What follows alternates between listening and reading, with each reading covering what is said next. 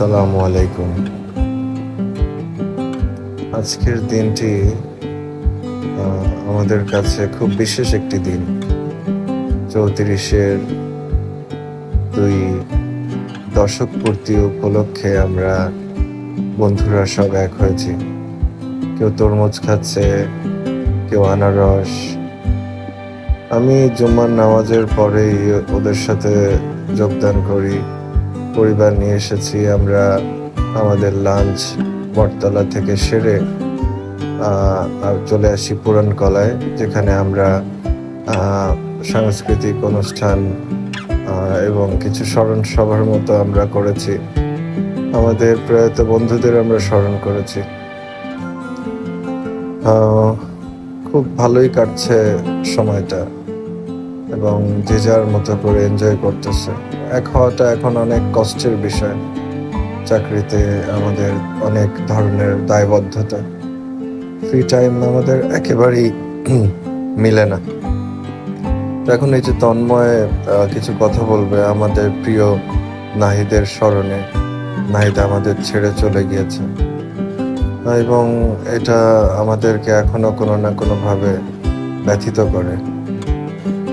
ওকে চিনেন, ব্যক্তিগতভাবে জানতেন যে ওর পায়ে একটা সমস্যা ছিল।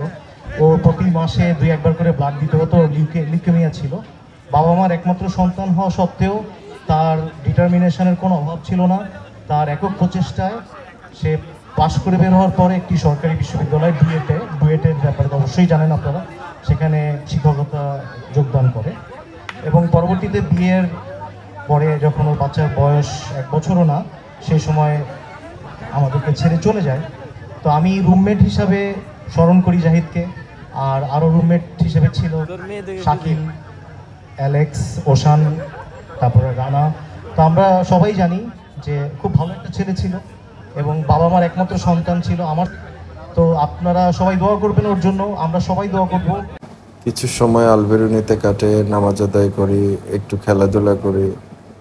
এরপর আমরা আমাদের যে বাউল সন্ধ্যা এবং সাংস্কৃতিক অনুষ্ঠান, সেখানে কিছুটা সময় পার করি। যদিও আমাকে অনুষ্ঠানের প্রতি এতটা আমি আকৃষ্ট হই না এখন, আগে যেমন হতাম। সুমন খুব মনোযোগ দিয়ে শুনতেছে গান। অনুষ্ঠান শেষে আমরা টারজান পয়েন্টে যাই, চটপটি ফুচকা খেয়ে বাসায় ফিরে আসি।